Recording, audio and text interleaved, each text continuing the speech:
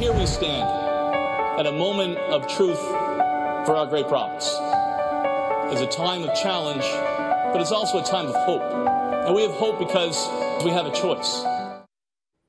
That's just a sample of one of the political ads being rolled out today in Ontario. The blackout on television, radio, print ads ends today, meaning voters will soon be seeing a lot more of Tim Hudak, Kathleen Wynne, and Andrea Horwath. From attack ads to messages of hope, there's a little bit of everything headed into TV. Ontario Liberal strategist Warren Kinsella joins us now. Warren, let me clarify that. You're not working on the Ontario Liberal campaign right now. No, sir. I'm a pundit like you. I come down from the hills to shoot the wounded. All right. Well, let's talk about how wounded, what kind of wounding are we going to see? What should we expect over these next few days? Are we just going to be inundated with attack ads? Yeah, millions of dollars worth of ads. Expensive time for the political parties during the hockey playoffs. Broadcast time gets pretty expensive right about now, but they have to do it because in a provincial campaign, nobody, with the exception of weird guys like you and me, is paying attention to the campaign. Provincial campaigns are the sad sack of Canadian politics. It's federal, municipal, then provincial. So they need to advertise to get their message out, and they need to have a really good debate. So you're going to see lots of ads. That is so bizarre because when you look at who controls what, the province is in control of education and healthcare, two of the most important issues in the lives of most Canadians. That's right. But, I mean, it's just the way it is in the times that I was assisting Dalton McGuinty, and I was proud to do so, I might add. You know, it's really hard to get a lot of attention between the start of the writ and that first debate. So the day that the blackout lifts, and that's today, and you can start running ads, is really just the first day. Today's the first day, I think, of the provincial campaign where all of the parties can reach out to swing voters, because that's what they're after. I want to play a montage that the team put together of all the different parties have ads out. So this is one from each of them. And then I want you to tell me what the parties are trying to accomplish here. Roll tape. Tim Hudak wants to make classrooms more crowded, cut teachers in healthcare, and somehow make our economy grow by firing 100,000 people. Every nickel of savings that is found in healthcare will be returned to the healthcare system. Any dollars that we save in the healthcare envelope are reinvested in healthcare. Ontarians have every right to ask, is Andrea Horwath for real? I'm Kathleen Wynne, and I stand behind this message. Kathleen Wynne has a record of mismanagement, billions wasted, high unemployment, no relief for the middle class, and broken promises.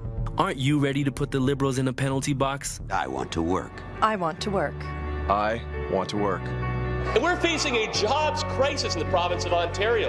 There are 1 million people out of work. And I will not ask the people of this province to vote against the other leaders, but to vote for a plan for a better Ontario. All right, some slick ads, a lot of production values in that. What are they hoping to do there? Well, the first one you showed, actually right off the top of the segment, I thought was quite good. It's the PC ad. It's Hudak doing what he didn't do last time. Last time, Hudak said something very revealing about himself. He said, you know what? I was auditioning for the job I already had.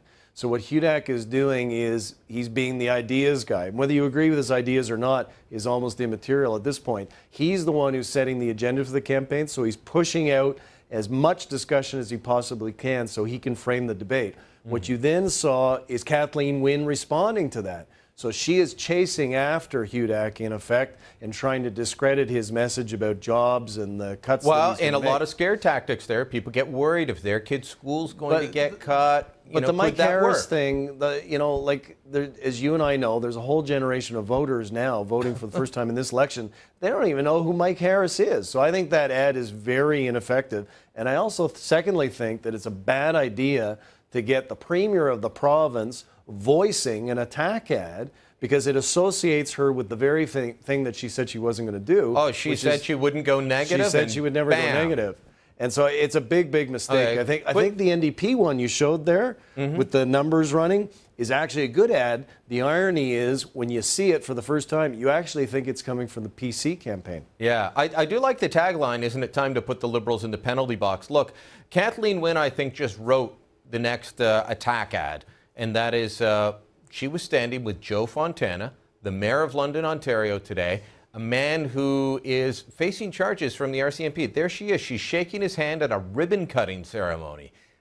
You know, that's gold for both other parties. And we should contextualize it, too, for people as well, because this is, the Premier said correctly, appropriately, in my view, that she would not meet with Rob Ford when he was facing all the difficulties he's facing. And in fairness to him, however, Rob Ford hasn't been charged with anything yet. That may come, but it hasn't happened yet. Whereas the guy we just saw, Joe Fontana, the mayor of London, is facing multiple charges, fraud-related charges, and there she is at a ribbon cutting with him. So I say she and her war room have made a big, big mistake, and I think that's proof that there's a bunch of Martin guys running her campaign, because Joe Fontana was a big Martin supporter.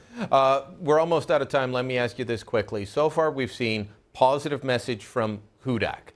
He's about to get hammered with millions of dollars in union money coming in through the Working Families Coalition, or whatever they call themselves this week.